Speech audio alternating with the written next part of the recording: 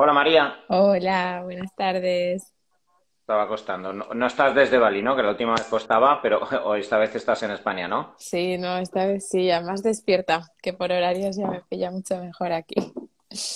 ¿Dónde estás? ¿En qué ciudad? En Madrid. Estoy en Barcelona ahora. Ah, vale, vale. ¿Y qué ruta vas a llevar por España hasta que te vayas de nuevo?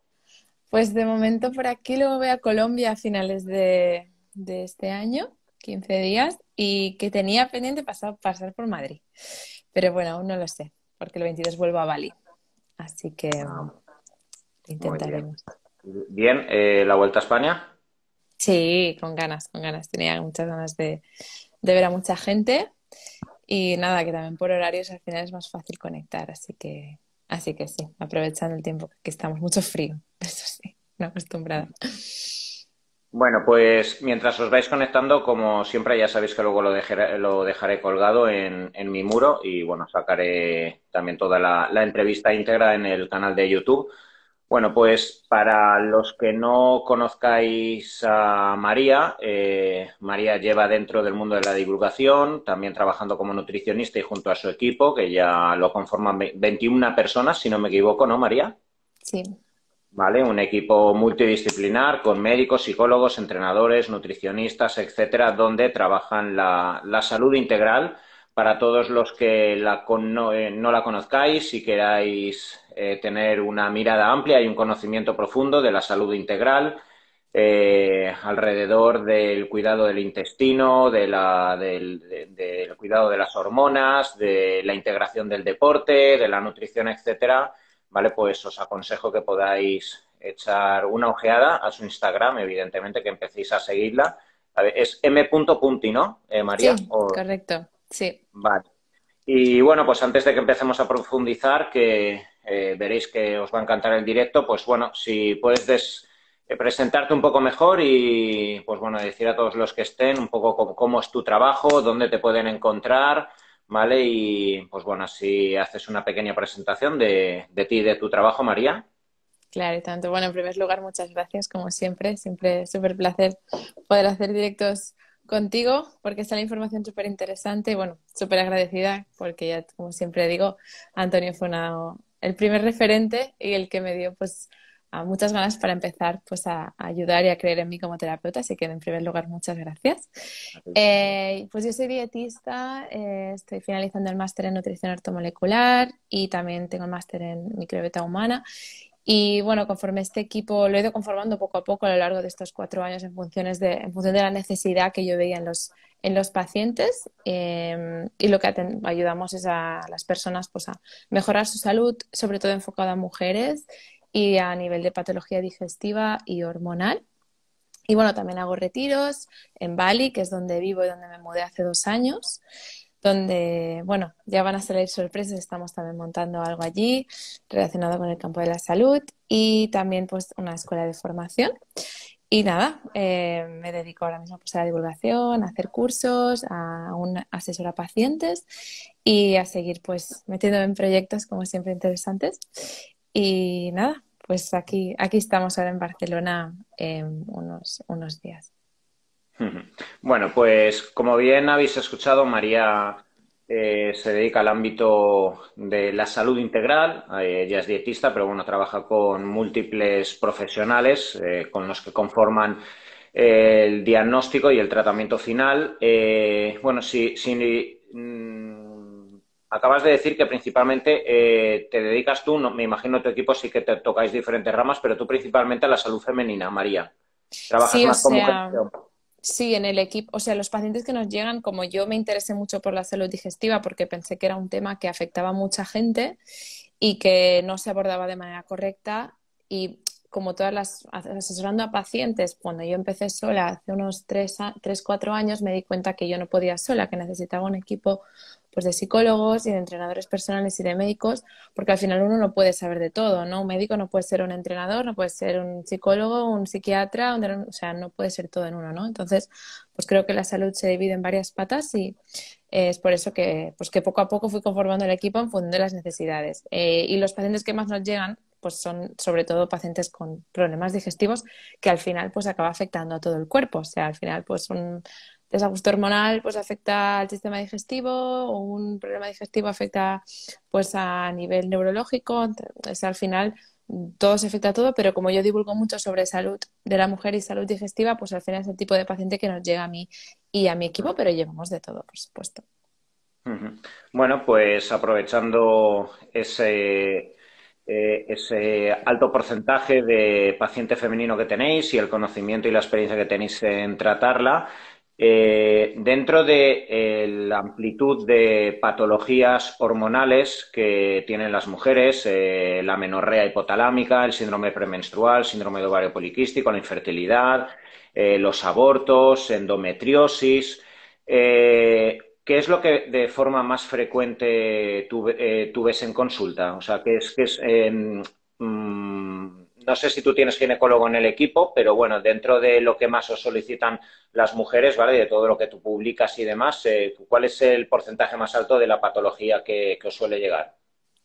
A ver, lo que más nos suele llegar es, pues, sobre todo lo que es trastorno disfórico premenstrual, problemas, pues, todo lo que viene siendo dominancia estrogénica, mujeres con problemas de exceso de estrógenos y también endometriosis. Cada vez más, yo pienso que no es cada vez más, sino que cada vez más se diagnostican mejor. No es que, pienso que también mm, que se diagnostican más y que probablemente vayan increciendo, ¿no? Pues por el problema que tenemos a nivel de pues, alta exposición a tóxicos, disruptores endocrinos, a alteraciones del sistema inmunitario, mal detox de estrógenos, etcétera, ¿no? Entonces, sobre todo lo que me encuentro es mujeres con un exceso de estrógenos y sobre todo una descompensación de estrógenos progesterona. Es lo que más veo. Ujú. Mira, hace unos meses hice varios directos con la doctora Laia Sánchez, no sé si la conoces, ¿vale? Que ella es Sí. ginecóloga y trabaja en el equipo de B-Levels con nosotros. Y ella me comentaba, un poco alarmada, ¿vale? Ella trabaja dentro del equipo de cirugía ginecológica, ¿vale? Abordando el cáncer de mama específicamente, y me comentaba que, pues bueno, se encontraba un poquito alarmada de cómo muchas de las patologías estrógeno dependientes, como pueden ser en el peor de los casos el cáncer de mama o el cáncer de seno endometrial, de útero, pero otro tipo de patologías más benignas como los fibroadenomas, como la endometriosis, ¿vale? Como pólipos, miomas, que son dependientes del estrógeno, ya no tanto del estrógeno, sino como tú bien has dicho, de la pérdida del equilibrio correcto del ratio estrógeno-progesterona que debería ocurrir, ¿vale? Y que esto, pues bueno, ella principalmente lo veía principalmente en mujeres con sobrepeso y alta carga de grasa abdominal, ¿vale? Entonces, pues bueno, dentro de todo lo que tú ves, y cierto es, ¿vale? Que a nivel epidemiológico, este tipo de patologías, por un lado, como tú bien dices, cada vez las técnicas son más sensibles de diagnóstico y cada vez hay más conciencia en la mujer para hacerse revisiones ginecológicas, pero por otro lado es muy claro, hay claramente cada vez una dominancia más estrogénica. ¿Podrías explicar esto un poco, pues para todos los que nos están escuchando, qué significa que exista ese hiperestrogenismo, por qué ocurre y cuál es la consecuencia de esa falta de control de estrógeno finalmente en la salud de la mujer? Claro, yo, o sea, yo pienso que uno de los grandes problemas, ahora lo explico, pero es sobre todo el normalizar los síntomas, ¿no? O sea, unos síntomas de hiperestrogenismo pues sería tener mucho dolor menstrual, migrañas premenstruales, am, coágulos, problemas, digamos, pues en la duración de los ciclos, en el exceso de sangrado, esa retención de líquidos premenstrual, ese cambio de humor muy bestia. Entonces, todo esto durante creo que estos años y hace tiempo pues se ha normalizado mucho, ¿no? Entonces, tenemos a mujeres con síntomas de hiperestrogenismo, como los que hemos comentado, que simplemente o se tapan con antiinflamatorios o se da la píldora anticonceptiva para suprimir el ciclo directamente y no se trata la base del problema, ¿no? Entonces, por supuesto que está la genética y podemos tener cada uno cierta predisposición, pero está claro que existe la epigenética, como bien sabes, que es la expresión de los genes pues según el estilo de vida, ¿no? Entonces, si tenemos una mujer que, por ejemplo, pues el excesivo tejido adiposo, el exceso de grasa, sobre todo el visceral, esas barrigas tan abultadas, que es esa grasa alrededor pues, de los órganos, es altamente inflamatoria por un lado, una fuente de radicales libres, y por otro lado, digamos que acelera una enzima llamada aromatasa, que lo que hace es aún producir más estrógenos y ese tejido adiposo además produce estrona, que es otro tipo de estrógeno que es, digamos, más problemático. Entonces, por un lado tenemos pues esa situación, ¿no? Toda esa sobreproducción de estrógenos, la misma inflamación de bajo grado, también derivado por el estrés, por infecciones, por ejemplo, digestivas o no tratadas o infecciones viráricas crónicas o el mal estilo de vida, ¿no? Que eso aumenta también la inflamación sumado a un mal detox, por ejemplo, hepático, que hace no podamos detoxificar bien los estrógenos, también es un problema porque puede ser que no tengamos una excesiva producción de estrógenos, pero que no los podamos eliminar bien a través del hígado. Uno, porque tengamos ciertas alteraciones genéticas, ¿no? ¿Y qué pasa? Que tenemos tantos tóxicos a eliminar que si además le sumamos una alteración pues, genética en el tox hepático, pues se convierte un poco en culo en botella, ¿no? El hígado no puede gestionar toda la cantidad de tóxicos y eliminar correctamente, entre ellos el estrógeno, ¿no? Y se acumula. O puede ser también que nuestro hígado funcione bien, pero que a través del intestino, por una mala salud digestiva, personas que sufren estreñimiento crónico, diarreas, hinchazón, que ese estrógeno, por esa alteración de las bacterias intestinales, reabsorba otra vez ese estrógeno que debería ser eliminado, ¿no? Entonces, si ya sumamos predisposición genética, mal detox hepático, malestar digestivo, que eso creo que son, no sabría decirte el porcentaje de la población, pero creo que es mucha gente, es claro, un combo perfecto para tener un exceso de estrógenos. Sumado por otro lado que el problema otro también es la falta de progesterona, o sea, hay varias situaciones, ¿no? Que el estrógeno esté demasiado alto o puede ser también que la progesterona esté demasiado baja. Y una de las causas suele ser el estrés, ¿no? Porque la progesterona pues se fabrica también perdón, el cortisol se fabrica a partir de progesterona. Entonces, pues un estrés continuo también puede provocar esa falta de progesterona, esos ciclos muy cortos, sangrado premenstrual, esos síntomas premenstruales muy bestias, ¿no? Entonces, bueno, pienso que vivimos un entorno que predispone al hiperestrogenismo y que no debemos de normalizarlo y que se pueden hacer muchas cosas para prevenir. Ujú. Y hablando un poco, bueno, de esa terapéutica, ¿tú cómo sueles? O sea, yo sí que es verdad, pues bueno, como médico tengo la posibilidad de realizar un abordaje dual. En primer lugar, como tú bien dices, hay mujeres que ese síndrome premenstrual es muy acuciante. Es que literalmente muchas mujeres te logran pues, o te describen que es que sienten como si hubieran dos mujeres dentro de ella. Una pacífica, alegre, bailonga y con iniciativa de proyectos, etcétera, durante 15, 20 días y luego otra que es autodestructiva, consigo misma, con su entorno, con dolor de cabeza, inflamación pélvica, incapacidad de hacer ejercicio, retención de líquido, el pecho muy hinchado por esa dominancia de estrógeno a favor de la progesterona. Y cuando yo tengo mujeres que, al menos de forma cortoplacista, quiero mejorar todo esto, es verdad que con progesterona literalmente mejora mucho, desde el día 15 hasta el primer día de sangrado y de forma recurrente. No cura, porque el hecho de que haya poca progesterona no lo vas a curar dando más progesterona, pero al menos vas a paliar los síntomas, ¿vale? Pero sí que considero que a largo plazo, al menos es lo que intento yo con mi equipo, imagino que tú también lo haces, es intentar favorecer, pues bueno, la regulación de ese ratio correcto que tiene que existir entre estrógeno y progesterona. En vuestro caso, ¿cómo soléis trabajar todas estas mujeres con hiperestrogenismo y especialmente el síndrome premenstrual? Pues a ver, nosotros también tenemos pues el endocrino, el equipo, ¿no? Entonces también tenemos ese soporte, ¿no? Que por supuesto pues hay veces que hay que utilizar pues no solamente suplementación natural, hay casos que es necesario. Y sí es cierto que en algunos casos de hiperestrogenismo, imagino que vosotros también creo que usáis lo mismo, esta progesterona bioidéntica a los 14 días antes del ciclo, que funciona súper bien. Pero al final es lo mismo que dices tú, ¿no? Que si no tratas el origen de esa progesterona baja, la mala alimentación o la misma inflamación de base o ese estrés crónico, al final es otro parche más. Entonces, yo, claro, obviamente pueden ser múltiples causas, ¿no? Y por supuesto, pues según la causa, un diferente abordaje.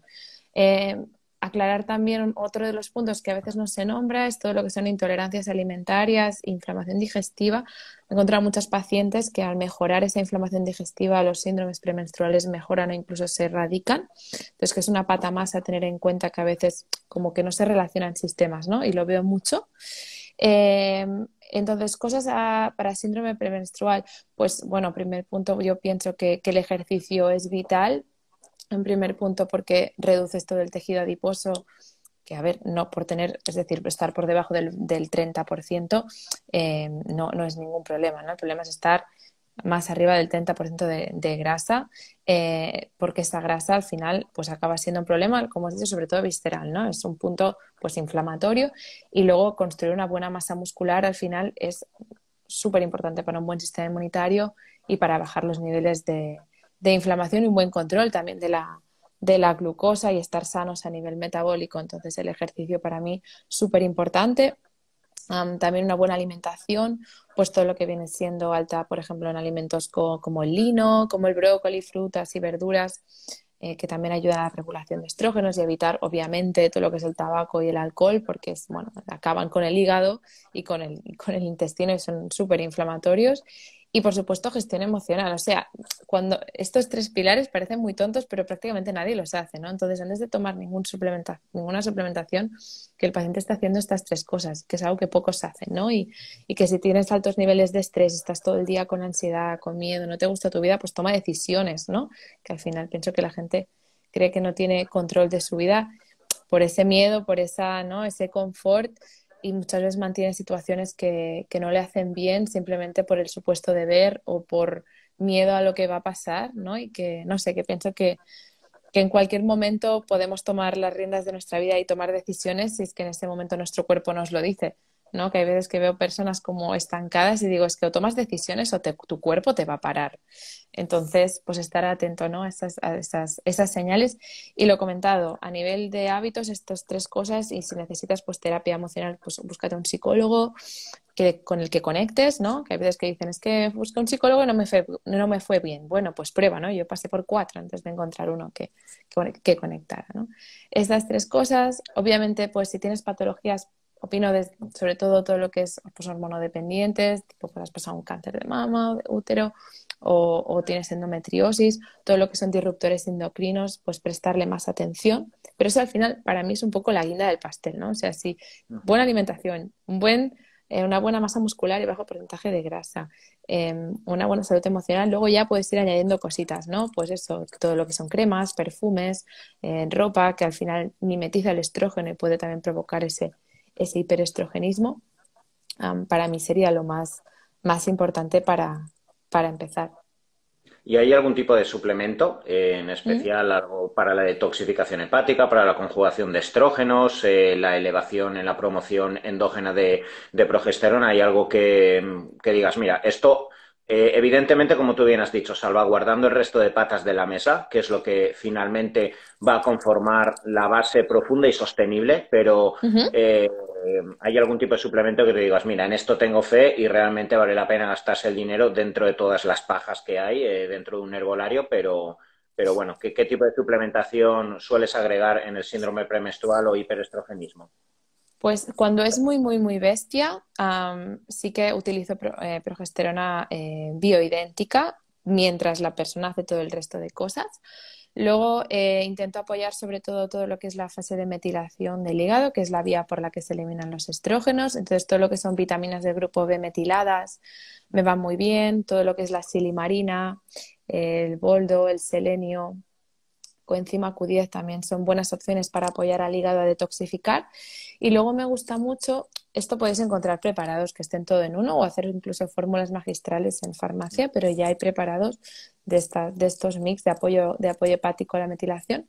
Y luego también me gustan las combinaciones de indol 3-carbinol y dindol metano, que lo que ayudan es a eliminar también estrógeno, y combinado ya con calcio de glucarato, que impide la reabsorción estrogénica, también me parece muy, muy buena opción. Y combinar esto con progesterona bioidéntica me parece una muy buena opción para esas personas que tienen mucho, mucho, mucho síndrome premenstrual. Yo de primeras la bioidéntica no la doy si no es no la damos en el equipo si no es muy exagerado, pero estos suples ya por lo general es lo que suele ir muy bien. Yo recomendaría que miráis también homocisteína para ver pues vuestra capacidad de metilación, que muchas mujeres con dominancia estrogénica tienen un polimorfismo en una enzima hepática. Entonces, pues mirar que la homocisteína está siempre por debajo de 10, y en ese caso pues darle más importancia a la metilación, ¿no? Como has dicho, coenzima Q10, con vitaminas del grupo B, etcétera, metiladas sobre todo. Y eso es lo que me suele ir bastante bien. No sé tú, Antonio, ¿qué utilizas? ¿Si utilizas algo más? Yo la combinación, como tú bien has dicho, de indol metano, el indol 3-carbinol, sulforano, Súper y bien. luego me meten también extracto de semillas de lino, todo eso me lo conforman en una fórmula magistral.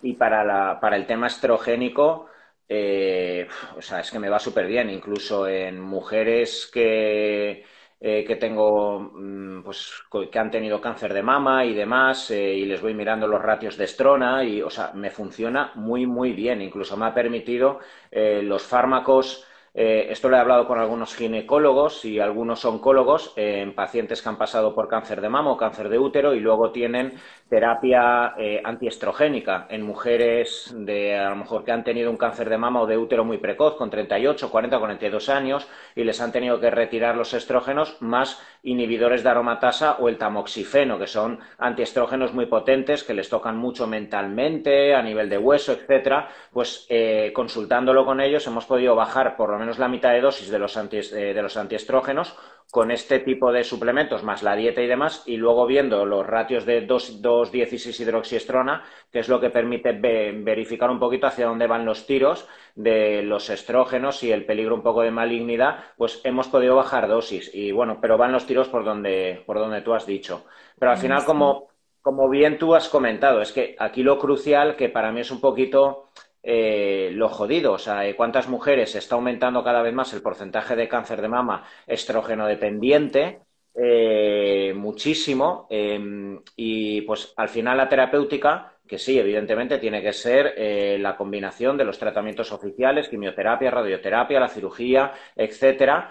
Pero se suele perder de vista muchísimo el control metabólico cuando las bases etiopatológicas del cáncer de mama especialmente se sabe que están muy ligados al síndrome metabólico, a la resistencia a la insulina, etcétera. Incluso la evolución y la supervivencia de estas mujeres, esto está publicado de forma muy robusta, cambia considerablemente si hablamos de mujeres con resistencia a la insulina o sensibilidad a la insulina. La supervivencia, la efectividad del tratamiento, la agresividad del tumor, el que estén en estadio 4 y vayan a caer en sarcopenia o no, lo cual depende del trabajo de la composición corporal, etcétera, es que es tan flagrante, pues bueno, que es un poco una desgracia que luego todo acabe abocando a fármacos que tienen un uso increíble y es lo que va a permitir la eliminación potencial de un tumor, pero la recidiva y la evolución, o al menos parcialmente también la eliminación de efectos secundarios con los cuales quedan muchas mujeres, se pierde de vista.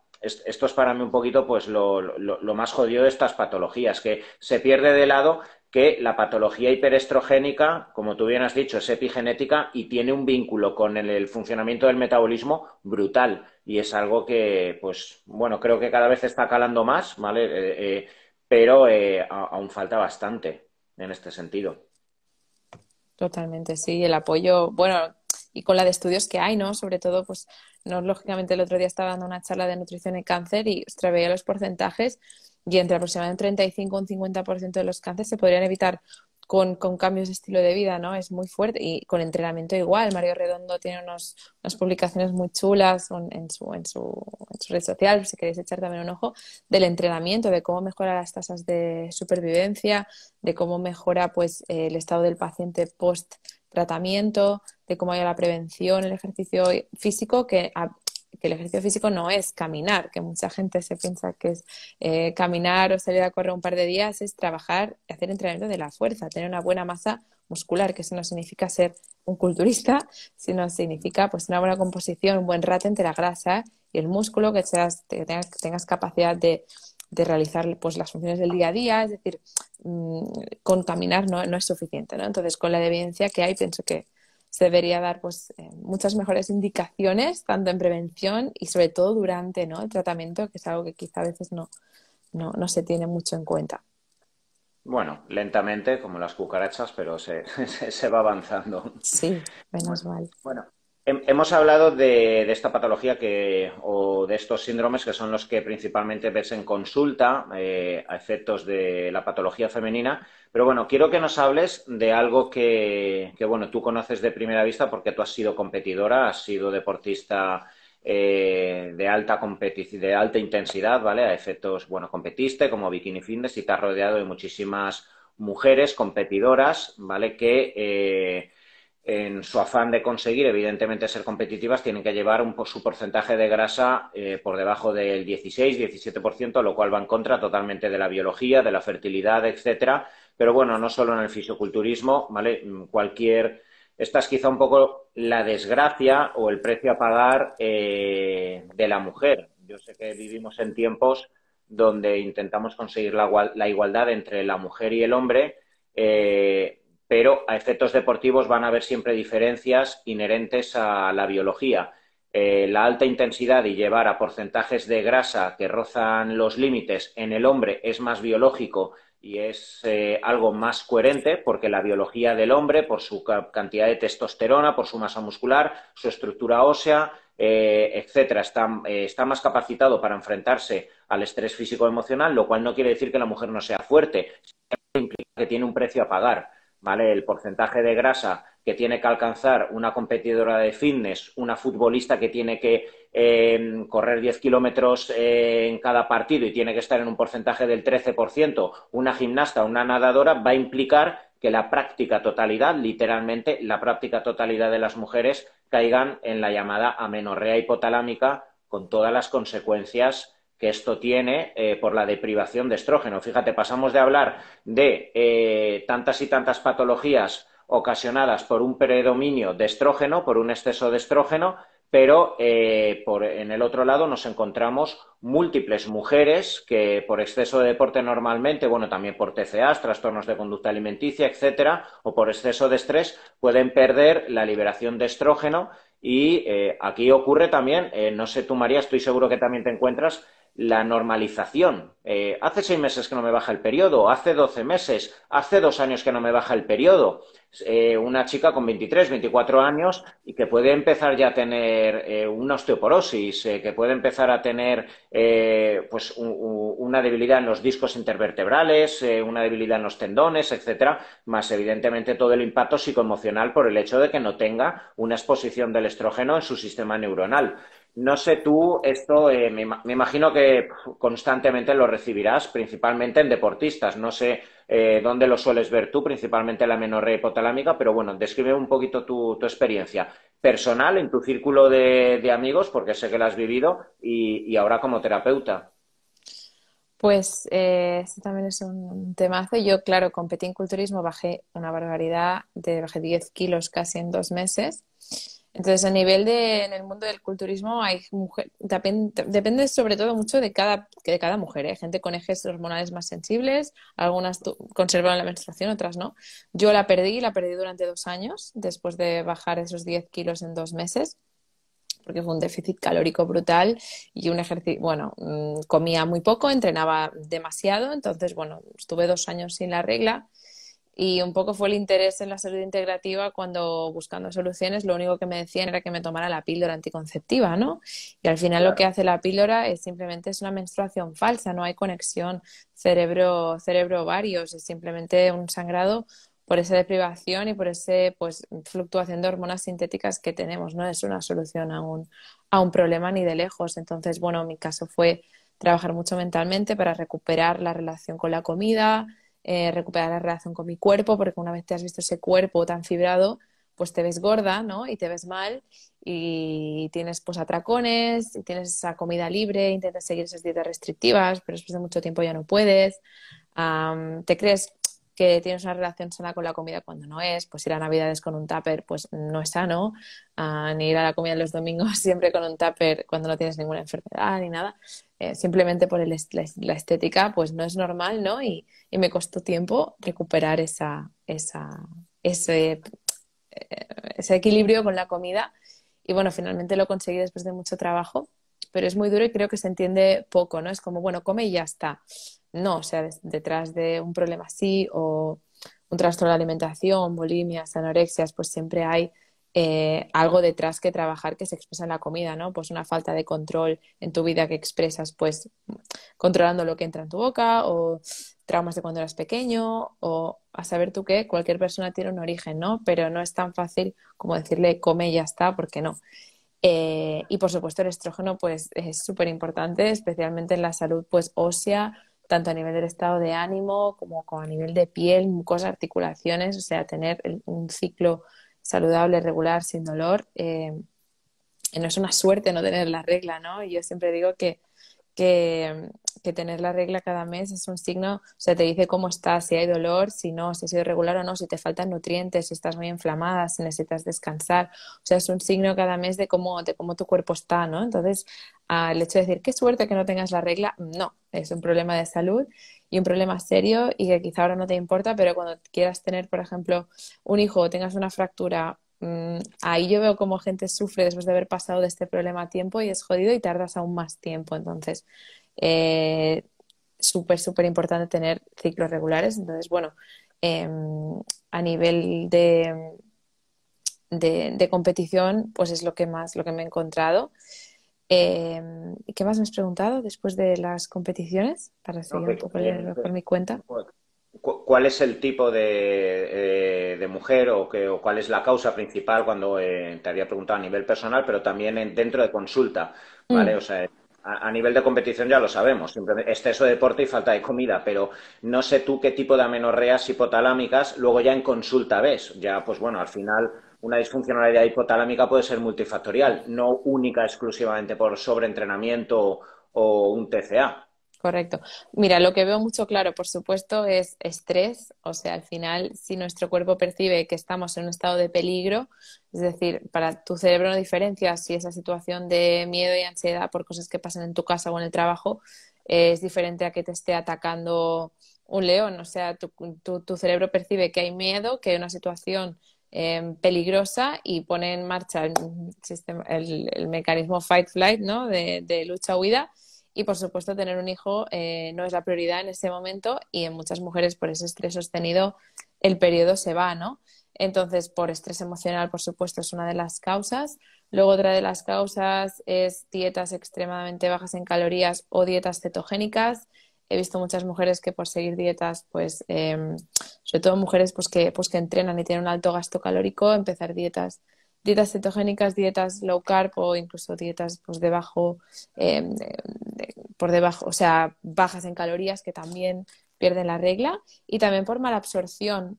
Muchos pacientes digestivos, claro, como tienen una absorción limitada, pues aunque coman la cantidad necesaria que necesitan, muchas veces acaban también en amenorrea por ese déficit calórico y ese déficit de micronutrientes indispensables para la menstruación. Entonces, al final no se cura comiendo más o, o aportando suplementos, etcétera, o con la píldora, sino resolviendo el tema digestivo desde la raíz.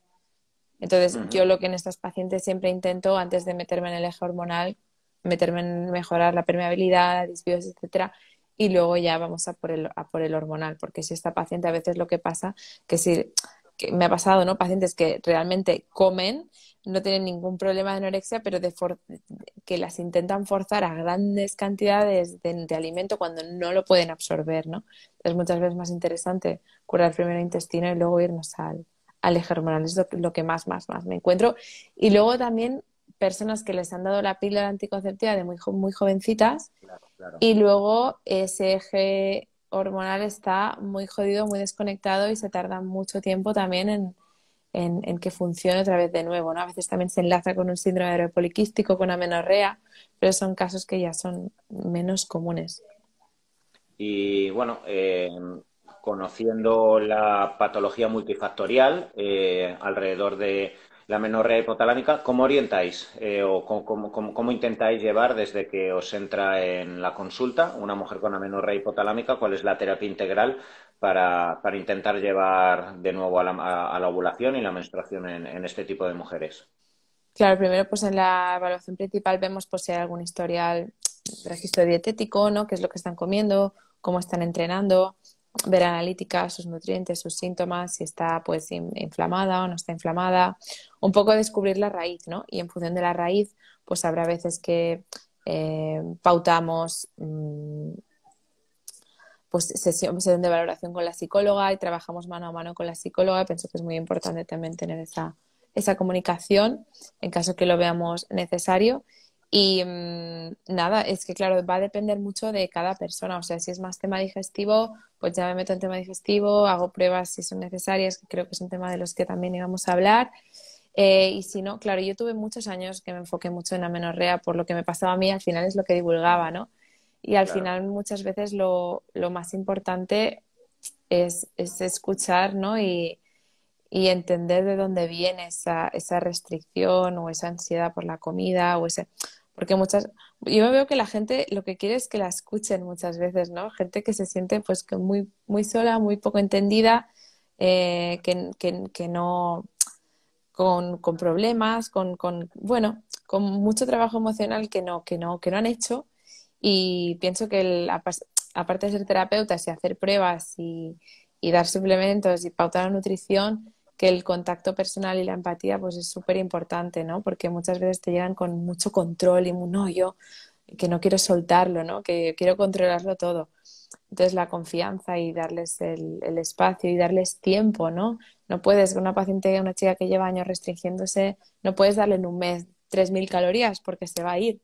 Entonces entender, ¿no? Y hacer una progresión, ganarte la confianza, hacerlo poco a poco, ir incrementando y no intentar forzar nunca, ¿no? Que esta chica no está en esa situación porque, porque quiera, ¿no? Y nada, eso, mucho, mucho apoyo también a nivel Eh, personal. antes has comentado, por ejemplo, el caso de una mujer que haga una dieta cetogénica y pues pueda caer en una menorrea hipotalámica. Yo esto lo he visto mucho. Yo he divulgado muchísimo a favor de, bueno, a favor, ¿no? Simplemente hablando de los potenciales beneficios que puede tener el ayuno intermitente o la cetosis. También he divulgado de los potenciales efectos perjudiciales y colaterales que pueden ocurrir, sobre todo cuando se hace de forma anárquica y no controlado por un profesional, ¿vale? Y la realidad es que sin caer en un TCA, de forma camuflada, la persona que hace de forma extrema la cetosis, el ayuno intermitente, de forma además guiado inconscientemente, ¿vale? Por seguir a un divulgador, por seguir a determinadas personas que muestran pues un determinado look, una determinada energía y una determinada vida que supuestamente ha surgido a partir de un tipo de nutrición, etcétera. Me he visto muchas mujeres que sin ser conscientes habían caído en un déficit calórico extremo porque al final estaban haciendo 2 comidas al día y además teniendo en cuenta que esa sinergia del ayuno intermitente y de la cetosis más el deporte puede generar y suele generar un estatus de aparente energía, porque en realidad el organismo se encuentra en un ambiente desfavorable y hostil, con lo que a corto plazo el organismo libera muchas catecolaminas, mucha adrenalina y mucho cortisol para desinflamarse. Entonces, al inicio, aparentemente todo es bonito, empiezo a adelgazar. Además, esta dieta no, me hace no tener hambre. Puedo dormir menos, puedo entrenar el doble que antes y además empiezo a divulgar en las redes sociales que desde que he introducido esto en mi vida, ¿vale? Soy superwoman, con lo que inconscientemente no lo quiero cortar porque el pilar básico de mi vida con el cual estoy empezando a tener seguidores o empiezo a ser el reflejo de la gente que me rodea es hacer cetosis, ayuno y hacer entrenamiento y me encuentro de puta madre, con lo que inconscientemente, claro,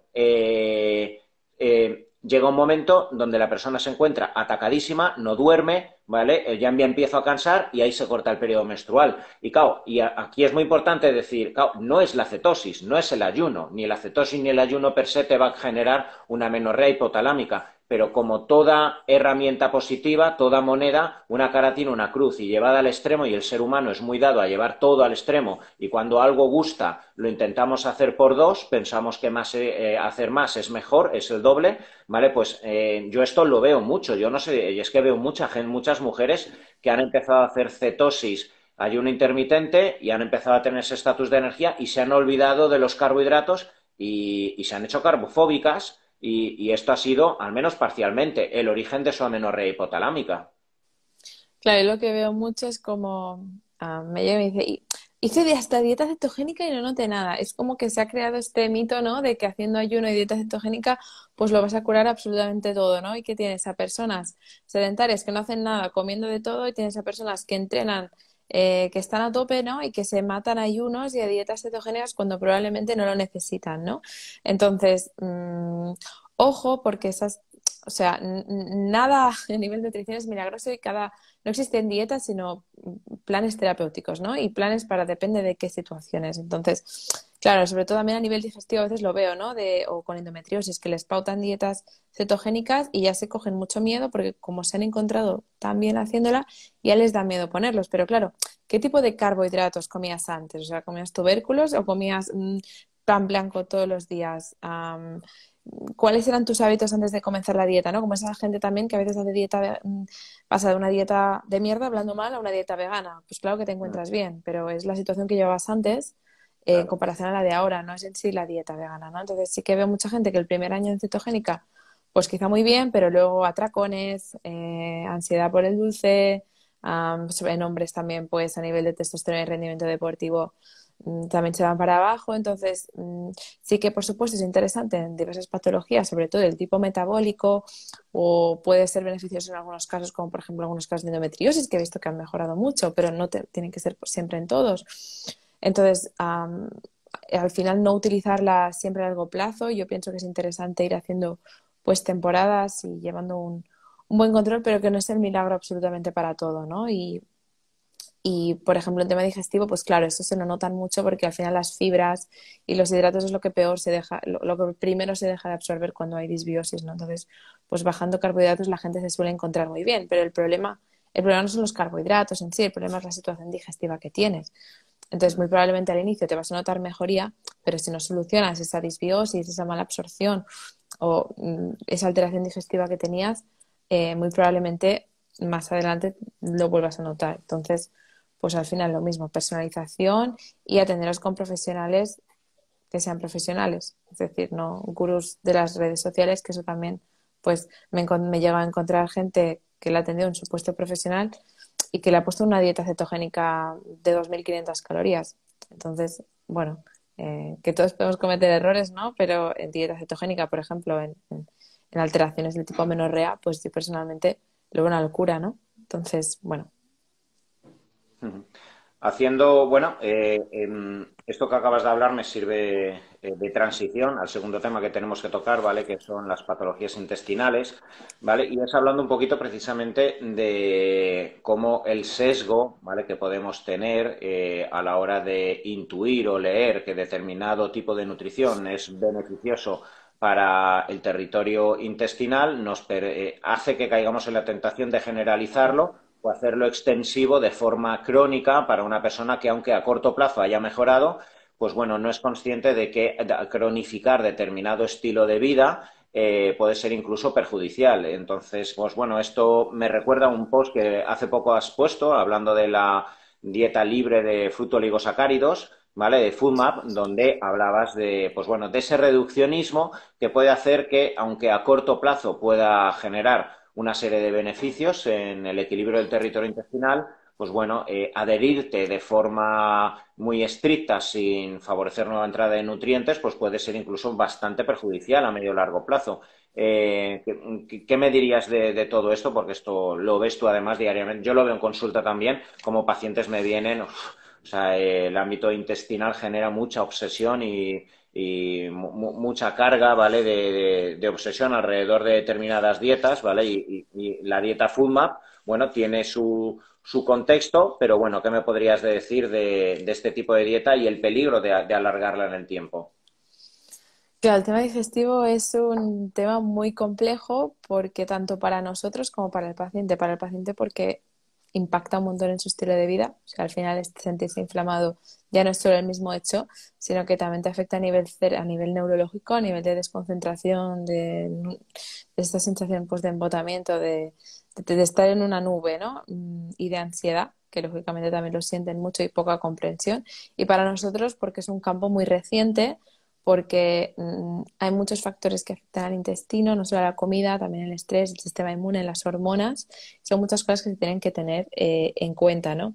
Entonces, bueno, existen dietas famosas como la dieta FODMAPs porque tiene bastante evidencia detrás, pero al final lo único que hace es reducir los carbohidratos, o sea, cierta fibra que es difícil de digerir.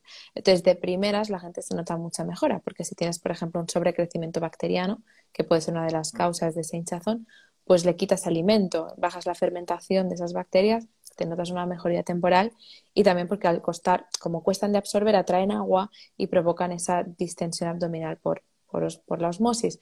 Entonces, claro, es una mejora pues temporal, ¿no? Pero a largo plazo también es un excesivo control. Tampoco solucionas la raíz del problema, porque al final si hay una inflamación digestiva que reaccionas a los FODMAPs es que probablemente o tengas una mucosa jodida porque bebes alcohol, por ejemplo, porque tienes un sobrecrecimiento bacteriano, porque tienes parásitos sin detectar, tienes candidiasis intestinal, tienes alguna alergia detectada, alguna mala, por ejemplo, pues yo qué sé, reaccionas a ciertas proteínas alimentarias y tienes el tubo digestivo inflamado, o sea, hay que descubrir o porque estás bajo un estrés brutal, ¿no? Entonces hay que descubrir cuál es la raíz para poder pues ayudar a solucionar desde la raíz ese problema y que no hay una alimentación estándar. Sin embargo, pero al final la FoodMaps es un protocolo que se debe reintroducir, es decir, como máximo se recomienda estar de una máximo 2 meses mientras se busca la causa, se hace el tratamiento y luego debe haber una reintroducción, porque esos alimentos al final son alimentos para los lactobacilos, las bacterias, las bacterias buenas. Entonces, si les sacas también su alimento, también hay una pérdida de tolerancia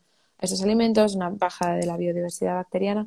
Entonces, tampoco es beneficioso a largo plazo, pero sí es cierto que para mí pues es una buena dieta para el inicio pues de los síntomas y que va bien para desinflamar y empezar a trabajar. Ujú. Y bueno, hablando de reduccionismos dentro del territorio intestinal, no sé tú, ¿vale? Pero bueno, sí que es cierto que puede ser que en los últimos años haya aumentado la patología intestinal. Yo pienso que paralelamente conforme han aumentado las patologías neuronales, la ansiedad, trastornos ansioso-depresivos, pues quizá uno de los órganos donde muchísima gente somatiza es el intestino, pero yo me veo en consulta pacientes con una barbaridad de test diagnósticos, ¿vale? Y creo que esto, pues bueno, yo lo he hablado con algunos colegas médicos, gastroenterólogos, que me dicen que al final los test son orientativos, que incluso cualquier test que te dice qué tipo de bacterias, de proliferación de parásitos, etcétera, es una orientación porque incluso en pocos días, según lo que vayas a comer, según la hidratación que vayas a tener, según la liberación de cortisol que vayas a tener, te va a dar resultados totalmente diferentes y que si pierdes de vista todo el contexto global de lo que está pasando en la persona, etcétera, puede hacer que evidentemente embarques a la persona que está desesperada en el consumo de 1000 productos, de 1000 botes que generen interacciones, de más estrés, el estrés esperando que esto me genere otra vez, a ver qué resultados a las 6 semanas mirando otra vez, más test que te da otra diversidad de patógenos, de bacterias que de forma sesgada vuelve a inducir a que el terapeuta, el mismo u otro nuevo, porque no he mejorado los síntomas, me diga, no, quítate todo lo anterior porque es que mira, claramente esto nos dice lo que te está pasando.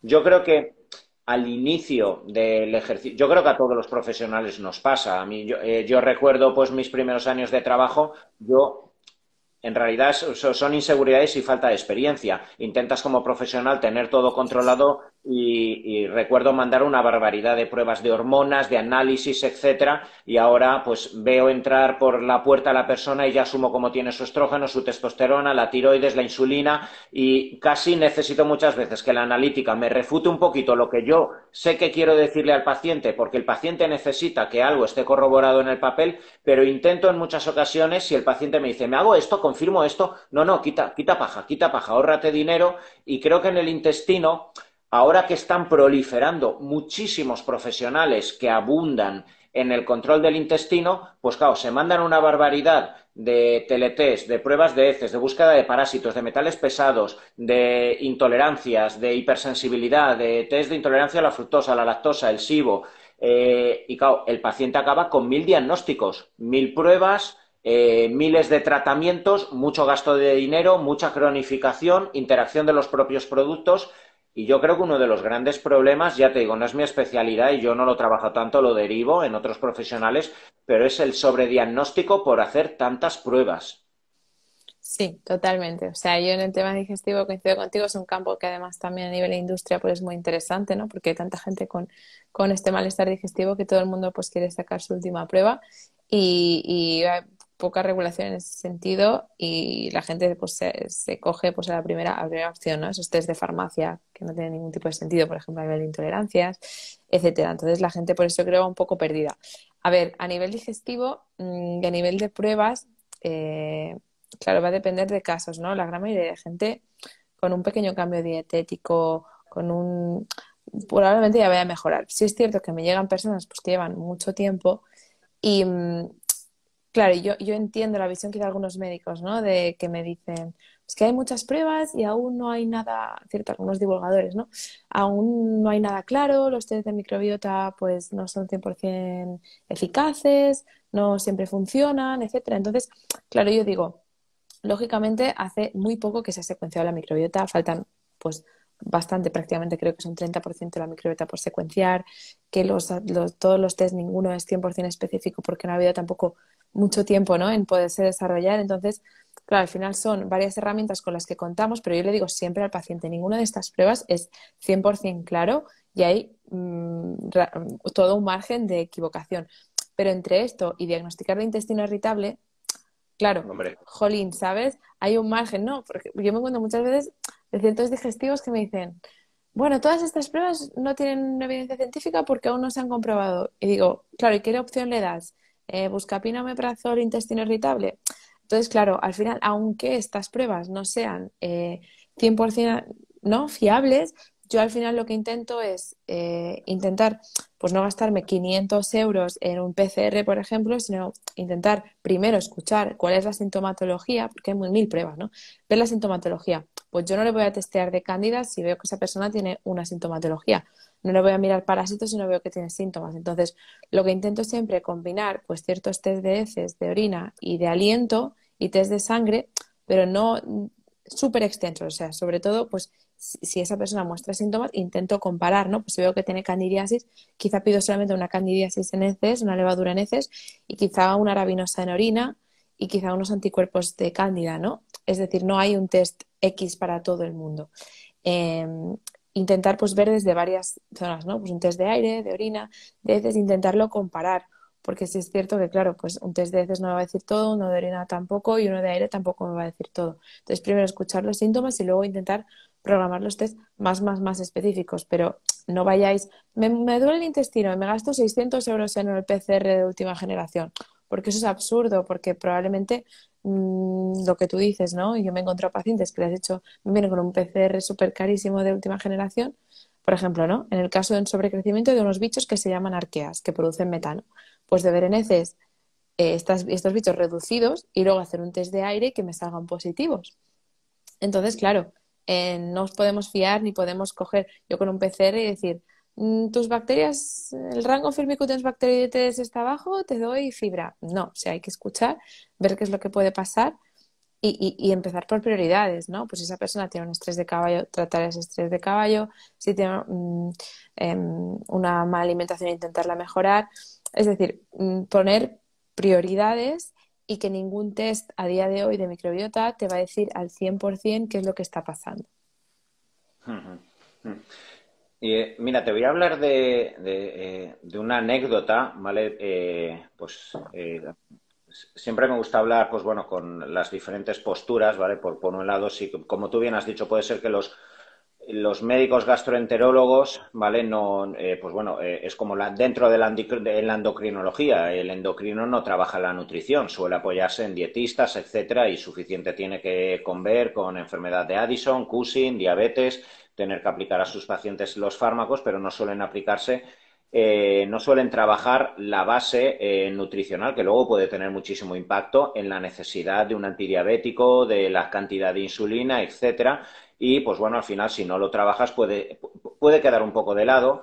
¿vale? Y me gusta escuchar mucho los gastroenterólogos qué opinan de la patología digestiva. Y mira, hace poco hice un directo con un amigo, Mario, en las redes está como Doctor Cucumber, y él me hablaba de que quizá, pues no sé tú qué opinas, ¿vale? Porque es cierto que vivimos en una sociedad donde tienden a normalizarse muchos síntomas en muchas patologías, sobre todo a nivel ginecológico, lo que tú has dicho antes, el tema del dolor, la depresión, ¿vale? El hinchazón del pecho previo a la menstruación, cosas que se pueden normalizar, se dan por hecho y la mujer no es consciente que tiene un hiperestrogenismo. Pueden ser que hayan cosas que tienden a normalizarse dentro de la patología intestinal, pero él me hablaba de que ese intento de no normalicéis hace que en su consulta, me decía, dice, haya mucho gilipollas y descerebrado. Dice, ¿por qué? Porque dice, tengo la consulta llena de gente que me dice, doctor, es que no me sienta bien el brócoli. Vale, siguiente paciente. Doctor, es que las nueces no me sientan bien como antes.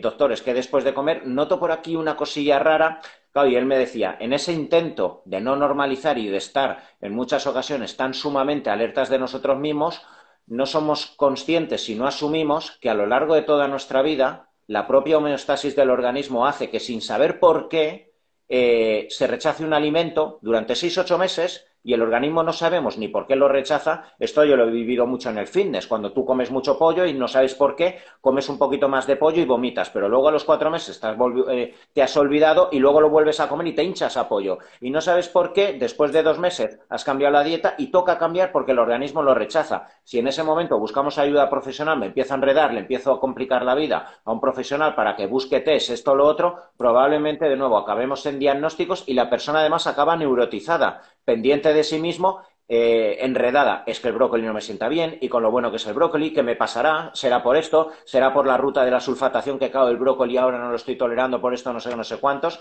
Y yo esto a nivel intestinal también, es verdad, lo empiezo a ver bastante. No sé tú si lo has observado. Claro, es que sí que es verdad que, claro, nos llega gente bastante jodida. O sea, no me llega este paciente. O sea, la gente que me llega es gente que ya está muy afectada a nivel digestivo o con mucha medicación también encima.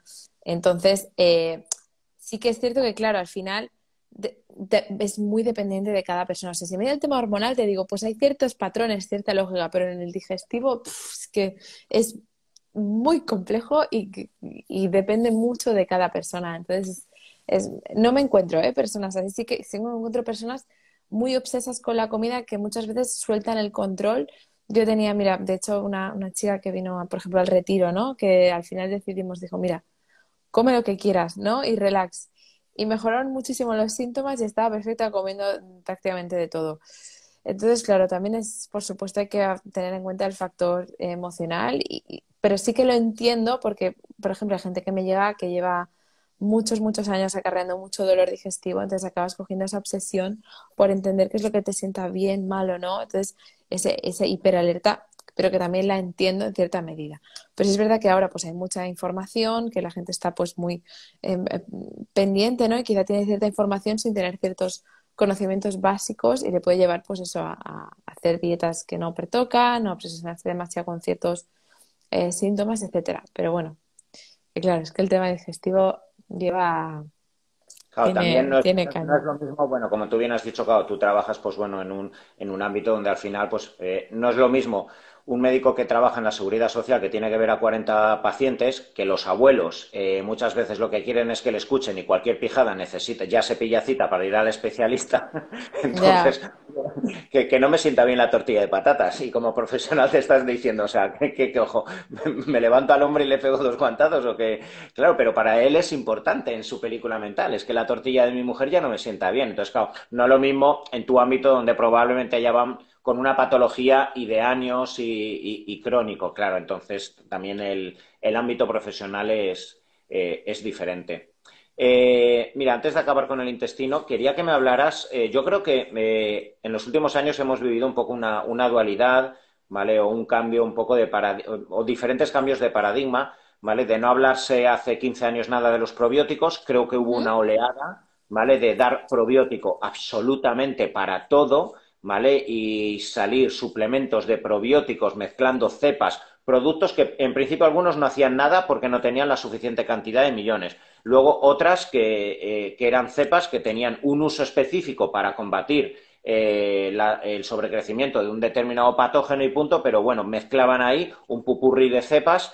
Creo que ahora, precisamente como tú bien has dicho, conforme se va estudiando muchísimo más, ¿vale? Pues la dominancia de determinados patógenos, bacterias, según el tipo de patología que existe, etcétera, se va usando de forma más específica determinados probióticos, ya no solo cepas única y exclusivamente dirigidas para mejorar el equilibrio del territorio gastrointestinal, sino incluso cepas que a nivel sistémico se va descubriendo que tienen un impacto a nivel cardiovascular, a nivel de mejoría del síndrome de ovario poliquístico, a nivel de mejoría de la resistencia a la insulina. Cada vez se van descubriendo cepas que indirectamente, por la inmunomodulación y la mejoría del funcionamiento inmune que se encuentra en las mucosas intestinales, provoca, ¿vale?, una mejoría indirecta en la funcionalidad de diferentes sistemas, ¿vale? Pero tras haber vivido esa oleada, y yo creo que ahora ha bajado y cada vez empieza a trabajar de forma más específica los probióticos, ¿tú qué me podrías decir de ellos y cuáles son los que principalmente usas y en qué tipo de patologías o síndromes? Vale. A ver, sí que pienso que se han idealizado muchísimo y que al final hay que ser conscientes que tenemos millones y millones de bacterias, virus, hongos, parásitos en el intestino y esperar que un sobre así impacte en cientos y cientos de metros de intestino, pues claro, es un poco ser un poco too much optimista, ¿no? A veces. Entonces, también con respecto a los estudios, también es interesante porque uno, muchos se hacen pues en animales, que no digo que no vaya a impactar, pero bueno, que hay que cogerlos un poco también con, con pinzas y luego con qué cepas se hacen, porque eso es algo que me gusta mucho decir, y es que aunque hayan hecho un estudio, por ejemplo, con un Lactobacillus plantarum, quizá han hecho un estudio con Lactobacillus plantarum XG4X, o sea, un bicho X, pero luego no significa que tú cojas un probiótico, leas Lactobacillus plantarum y vaya a ejercer el mismo efecto que el estudio. O sea, cada, digamos, cepa tiene un efecto diferente. Entonces tú en el estudio puedes ver que ese Lactobacillus ha hecho la de Dios en ese estudio, pero luego te coges cualquier otro probiótico que ponga Lactobacillus plantarum y no tiene por qué ejercer la misma función. Entonces yo lo que me gusta mucho usar son cepas que realmente sea la misma cepa, ¿no? La del estudio y la que yo estoy comprando y ciertas cepas claves. A mí me gusta mucho, sobre todo, todo lo que es Lactobacillus rhamnosus. Soy muy, muy, muy fan, me encanta. Lo utilizo, sobre todo el Lactoflora íntima, es el que más me gusta, porque es el que noto más efecto. Y esta cepa tiene un montón de, sobre todo el Lactobacillus rhamnosus GG, tiene un montón de estudios detrás en todo lo que es inflamación, etcétera. Lo utilizo pues cuando estoy dando antibióticos o en recuperación después de un SIBO, quiero pues ayudar a repoblar la microbiota, como, pero no como tratamiento como tal, como base de primeras. O sea, si hay mucha inflamación de base, dar un probiótico muchas veces sienta hasta mal, porque si hay mucha inflamación, permeabilidad, exceso de bichos, meter aún más bichos me suele ser incluso contraproducente. Entonces, situaciones que los uso sí o sí, pues todo lo que es, por ejemplo, en diarrea del viajero, por ejemplo, viajando, todo lo que es Lactobacillus rhamnosus y ultralebura, bueno, Saccharomyces boulardii me va súper bien para casos de diarrea. El Boulardii me va súper bien cuando damos antibióticos para ayudar pues, a conservar al máximo esa microbiota. Y luego, pues, una vez hecho el tratamiento de SIBO, de Helicobacter o lo que sea, todo lo que es el protocolo de COVAS, tipo el enterococos y el E. coli lisado, que también ayudan pues, en casos, por ejemplo, de alergia o de eso, de intolerancias alimentarias, para ayudar a recuperar el sistema inmunitario, la tolerancia a ciertos alimentos, me van bastante bien porque son cepas inmunotolerantes y también tienen bastantes estudios detrás. Así que los que más me gustan, ya te digo, el Rhamnosus, el Saccharomyces boulardii, eh, y, E. coli con enterococos lisados. Luego también están todo lo que son bifidobacterias tipo breve o infantis, para casos de diarrea también me va súper bien. Y esos también tienen bastante evidencia, por ejemplo, en prevención, todo lo que son bifidobacterias en prevención de cáncer de colon. Así que esas son un poco las que más me gustan. Y lo que digo, que al final no son para todos, hay que ver en qué momentos se utilizan, pero que no son el gran milagro. O sea, al final para mí lo importante es ver la raíz, si es la dieta, si es el qué. pero soluciona la raíz, porque si no vas a estar comprando suplementos de aquí y de allá, gastándote un pastón y al final parcheando un poco. Así que bueno, que van bien para ciertos usos, pero que no son la panacea. Eh, Vamos a hablar de un último tema, ¿vale? Acabando ya, ya has dejando varios esbozos. Bueno, al final la salud o el equilibrio funcionamiento del organismo depende de muchísimas variables. Una correcta absorción de nutrientes, un equilibrio correcto de los macronutrientes, de los micronutrientes, un equilibrio en el funcionamiento de las hormonas, el ejercicio para mantener la masa muscular y evitar la sarcopenia, que tan típicamente está asociada a patologías de la tercera edad, pero bueno, has dejado varios esbozos de la importancia de la gestión emocional. Vale, sí que me gustaría, pues sabiendo que tienes psicólogos dentro del equipo y al final, bueno, yo creo que todo terapeuta, simplemente por el hecho de que el paso de los años le va haciendo tomar conciencia de que por mucho que sepas de moléculas, como no toques o no sepas en mayor o menor medida guiar emocionalmente, dar algún consejo, algún tip o no sé, o simplemente escuchar para que descargue la persona, el paciente no evoluciona en muchas ocasiones tal como asumiríamos que lo debe hacer simplemente haciendo todas las normas terapéuticas que dice un protocolo, ¿vale? Y muchas ocasiones que algo se escapa y yo creo que todo profesional lo ve y tú además tienes psicólogos y vivimos, pues bueno, en unos tiempos donde cada vez creo que el sistema nervioso está más desequilibrado, vivimos más en simpaticotonía, con más carga de adrenalina, noradrenalina, como tú bien has dicho antes, si el animal, la hembra o el macho, siente que está en un ambiente hostil, ya sea porque hay depredadores, porque falta comida, ya sea porque llevo 8 días escapando de algo y voy sin dormir, evidentemente eso va a tener un impacto. Liberar tanta adrenalina va a tener impacto en las hormonas, en la absorción de nutrientes, en la motilidad intestinal, en el cortisol, en el funcionamiento de todos los órganos, ¿vale? Y esto creo que prácticamente se encuentra asociado es que a casi todas las patologías que vivimos actualmente en nuestra sociedad.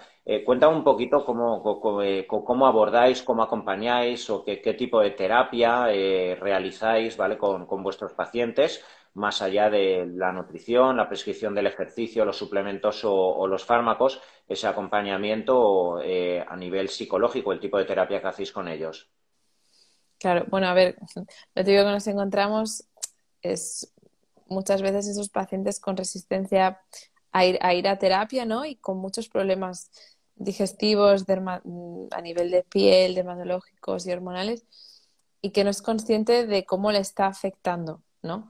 Entonces, claro, ya puedes hacer lo que quieras, que si esa paciente está con unos niveles tremendos, que lo ves entrar desde el minuto 1 de consulta, tremendos de ansiedad y de estrés, es que va a ser, o sea, muy, muy complicado. Y de hecho, se lo digo, o sea, yo he habido pacientes que les digo hasta que si el mes que viene no me vienes, que te has tomado unos días de vacaciones o te has apuntado a una actividad extra o has empezado terapia, o sea, o has hecho alguna cosa para tu bienestar emocional, es que no vamos a tirar adelante, ¿no? Sobre todo esas personas, pues eso, con gastritis, con esas diarreas, sobre todo en momentos de estrés. O sea, si no consigues bajar un poco el ritmo a nivel digestivo, no vas a mejorar nunca. O sea, eso está clarísimo.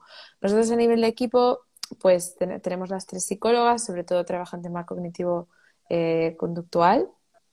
Entonces, pues lo que intentamos es este apoyo constante y comunicación entre nosotros, pues desde hasta qué punto esta paciente pues puede hacer ciertas restricciones, am, mm, ¿no? Cómo la tenemos que tratar, qué es prioritario. A veces pues es necesario hacer una consulta de nutrición y luego hacer 3 meses de terapia. O sea, pero claro, hay gente que quiere empezar con todo, ¿no? Empezar con cambios en nutrición, entrenamiento, psicólogo. Entonces, pienso que es importante ser conscientes de hasta dónde llegamos y hay veces que la prioridad es el trabajo psicológico, ¿no? Antes de que irse a la nutrición o cualquier otro tratamiento.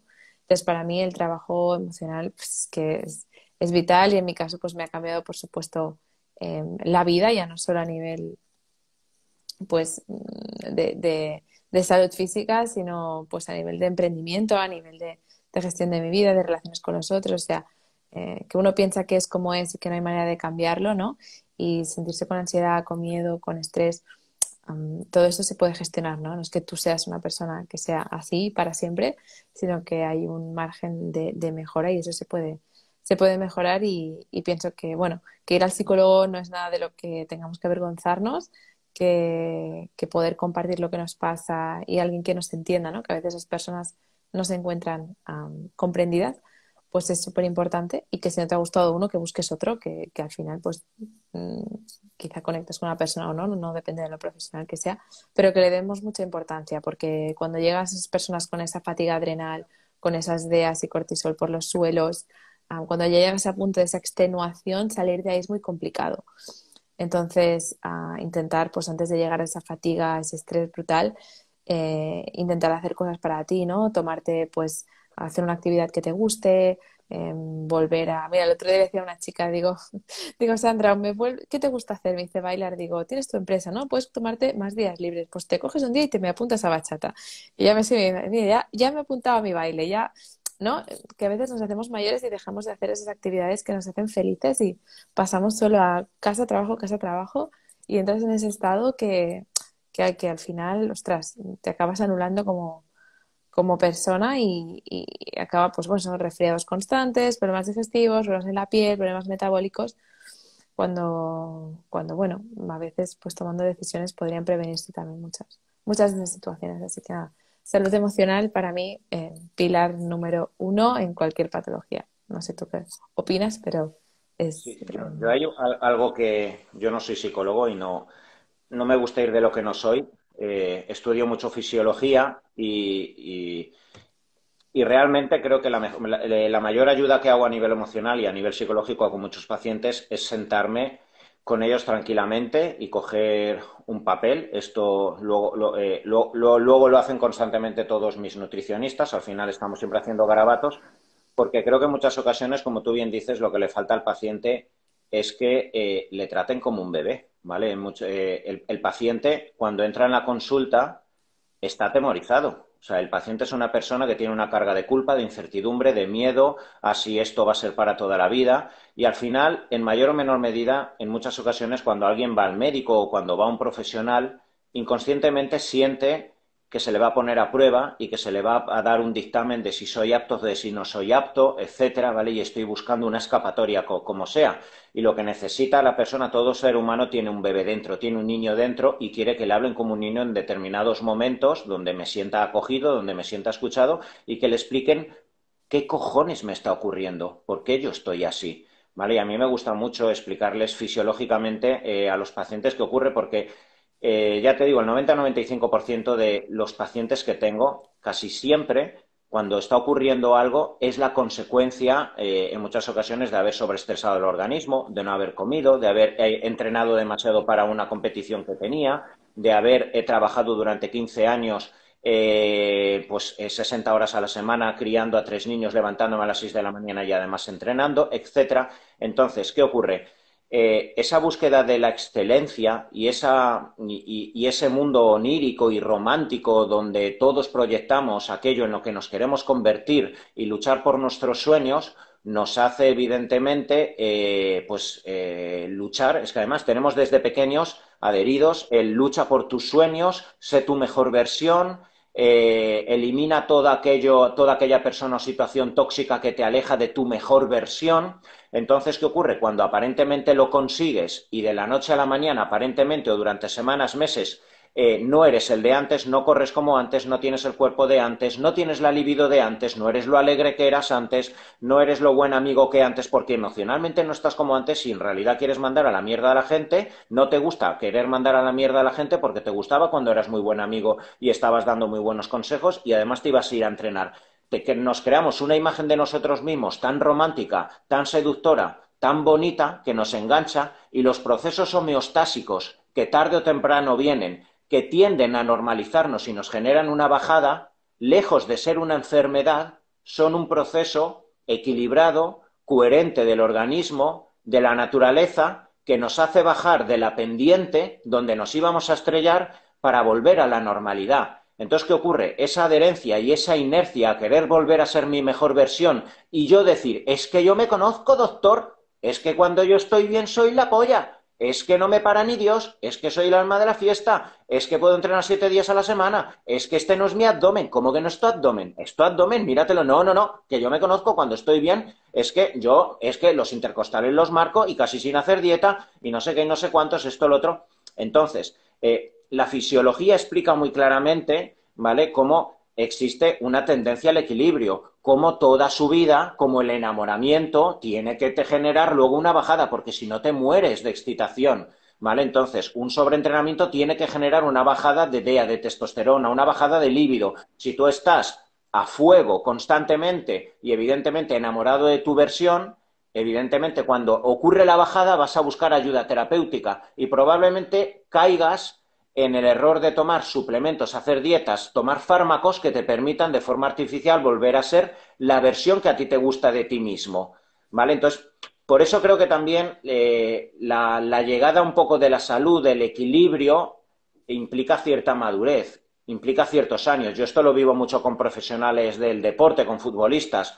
El chaval de 23, 24 años, el primer bajón de físico que tiene es inasumible para su cabeza, se le ponen de corbata, piensa que le van a despedir, no duerme por la noche, piensa que mi compañero va a salir de titular y a mí me van a echar al otro equipo, pienso que esto ya va en barrena y ya nunca voy a volver a ser el de antes, y me acojona no volver a ser el de antes cuando el Real Madrid se estaba fijando en mí. Y el de 32 años se las ve venir. Ah, sí, yo ya sé que en mes y medio ahora necesito dormir un poquito, quedar con mis colegas, que no me pongan, no pasa nada. Así descanso un poquito, me quedo con la mujer y con los niños, juego un poco y ya verás, como él mismo lo sabe. O sea, la madurez y el haber pasado por varias hostias le permite que simplemente no surja el susto, el miedo a la bajada. Sin embargo, cuando no se conoce, la bajada piensas que es horrorosa y también uno empieza ya a ponerse a leer libros de autoayuda, libros que para mí son peligrosos en ese momento si no hay una explicación coherente,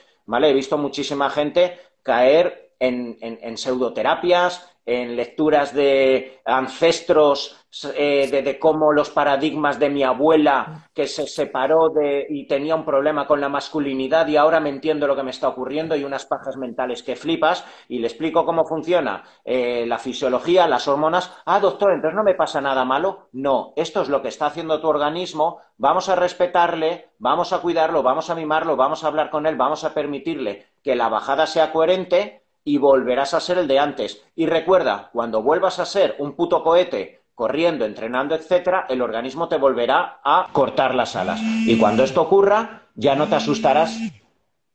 Cuando esto ocurra, ya no te asustarás tanto, ¿vale? Entonces, para mí esto es fundamental. O sea, conocer la fisiología, y si esto se conociese, evitaríamos muchísimos problemas emocionales en los pacientes y cortaríamos la cronicidad que ocurre en muchos de ellos. Buenísimo, Antonio. Como siempre, vamos. Sin palabras. Total, total. O sea, 100% de acuerdo, y con lo que comentas también me resuena un montón en lo que pasó, ¿no? De recuerdo estar con una ansiedad espectacular, irme a una psicóloga y que me empezara en la primera sesión a hablarme em, de árboles genealógicos de mi tía abuela, y digo, pero si lo único que necesitaba era parar, dejar de hacer 30 millones de cosas y hacer Claro, claro. una, era lo único que necesitaba escuchar en ese momento, ¿no? Y también lo que tú comentas, ¿no? Que a veces, y bueno, ya te lo he contado creo alguna vez, pero también caí en esa depresión y ansiedad por eso, por querer llevar la empresa, estudiar biomedicina, irme a vivir sola. Y yo puedo y no hay límites porque todo lo que me proponga lo consigo. Y no, y tienes un límite y el cuerpo te frena, y o te paras o te paro. Y taparlo con medicación, seguirte forzándote, no es la solución, ¿no? Entonces también pienso que cuando estamos aquí, ser conscientes, o sea, tener la capacidad de observación, y una vez te has caído, yo creo que es más fácil, ¿no? Cuando estás en la mierda, ya sabes que aquí no quieres volver, y es también saber poner hasta dónde llegas, ¿no? Porque quizá, bueno, y también Instagram es bastante jodido en ese sentido, y como profesional también, comparas con gente que dices, buah, esta persona está estudiando medicina y a la vez entrena y a la vez y publica en redes y es la hostia y yo no puedo. Bueno, pues cada uno tiene un límite y está bien. O sea, no tenemos que ser todos Claro. Dios, y vamos a ser más felices porque seamos igual que la otra persona, ¿no? Y cada uno tiene unos ritmos. Y con mi compañera también ahora, con la que estamos iniciando un negocio, ¿no? Ella se ha estado muchos años estudiando, trabajando de manera profesional, pero a nivel empresario pues nunca se ha puesto, ¿no? Y se siente culpable, ¿no? Es que mira otros tal, y digo, cada uno tiene sus tiempos, tiene su momento, tiene su, ¿no? Sus procesos y está bien, ¿no? Que no tienes por qué compararte con otros y sobre todo esa conciencia corporal de parar de vez en cuando y decir, ¿cómo estoy? ¿Hasta dónde puedo llegar? ¿Dónde está mi límite? Y tomarte esos momentos, no esperar a que el cuerpo te pare, sino saber tú también pararte a tiempo, ¿no? Pues fíjate, María, perdona un inciso con lo que has dicho, Sí, no compararnos o aprender a lo más maravilloso de la vida, aprender a conocernos a nosotros mismos, es decir, asumir de, wow, soy un envidioso de mierda, hago las cosas por ser como el otro, wow, qué poco profesional soy, porque quiero ser el mejor profesional porque me jode que estos tengan más seguidores que yo y que ganen más que yo, wow, hago las cosas por el qué dirán. No nos paramos en realidad, tenemos tantos paradigmas de no te compares, haz las cosas por amor, haz tu pasión y nunca trabajarás y nunca sentirás que estás trabajando.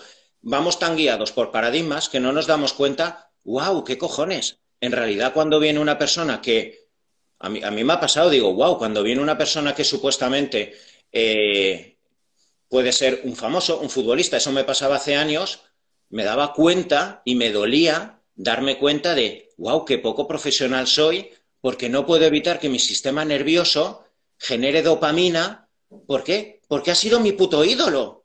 O sea, ver un futbolista del Real Madrid y mis primeros futbolistas, yo no podía evitar ponerme eufórico y era muy consciente de que, wow, ¿por qué no le tratas como a los demás? Y quería evitar esa sensación por no darme cuenta de lo poco profesional que soy. Pero ese contacto conmigo mismo me permitía también abrazar mis propias emociones, es decir, pues es lo que hay, soy humano y no puedo evitar que el niño que hay dentro de mí que ha visto fútbol de forma eufórica, si tenga la inercia de tratar mejor a uno que a otro, aunque duela ser tan poco profesional. Ese contacto con uno mismo, ese abrazo de lo bueno, lo malo, lo alto, lo bajo, es lo que permite ser más humano, que es en realidad muchas veces lo que vamos en piloto automático también defendiendo paradigmas.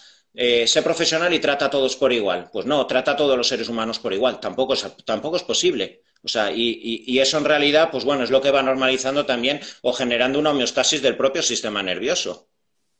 y el no juzgarte, ¿no? También de enfadarte contigo misma. Es que estoy celosa y me castigo. ¿Y por qué? Y no, pues escuchar a la niña, ¿no? De por qué lo estás y de qué está provocando esa emoción en vez de juzgar esa, esa emoción, ¿no? Que también es algo que tendemos al autocastigo. Yo les digo a veces a mis pacientes, digo, tienes que ser tú tu aliada, ¿no? Y el acompañarte a ti en la vida, porque si ya suficientes cosas te pone la vida como para que tú encima vayas en contra de ti mismo y te juzgues a cada cosa que haces, pues sí, la vas a cagar, pues sí, no vas a hacer todo perfecto y te puedes enfadar. Y yo, bueno, no te cuento, viviendo en Bali, la cantidad de gente que, bueno, vamos de espirituales, ¿no? De que no, yo no me enfado nunca, las emociones, la vida así. Y luego por reprimir todo esto, al final no haces ningún trabajo, ¿no? Porque al final es normal enfadarte, es normal tener celos, es normal. Pues lo bueno es poder observar esa emoción, ser consciente, el por qué me pasa, tus mecanismos de defensa, tu ego, bueno, cada uno pues con sus cosas, ¿no? Con su ser consciente y acompañarte en ese camino en vez de juzgarlo y se hace mucho más, pues amable, ¿no? Y se hace mucho más ameno el camino, que no estar todo el día en tu cabeza machacándote, que al final no te lleva a ningún sitio. Bueno, pues ya nos íbamos por otros derroteros y como sigamos Sí, hablando, nos van a dejar aquí solos a ti y a mí, hablando, delirando. Así que bueno, creo acabamos que meditando. ha sido súper interesante. Bueno, para todos los que habéis estado, no habéis estado a tiempo, ¿vale? Lo dejo ahora mismo colgado en el muro. Gracias por haber aguantado la hora casi media ya que llevamos. Bueno, María, como siempre, un placer, la información, la cercanía, intimidad y la forma, ¿vale? Tan humana, ¿vale? Con la que transmites todo, pues bueno, toda tu información, todo el trabajo que haces con tus clientes. Ya sabéis que todos los que queráis seguir a María, ahí hay el contenido que divulga, la podéis seguir en m.punti y bueno, seguro que dentro de un tiempo te volveré a llamar para hacer otro directo, María. Muchas gracias, Antonio. Espero vernos pronto y muchas gracias, como siempre, por la invitación. Todo un placer. Venga, un besito, hasta luego. Buenas noches. Chao. Chao.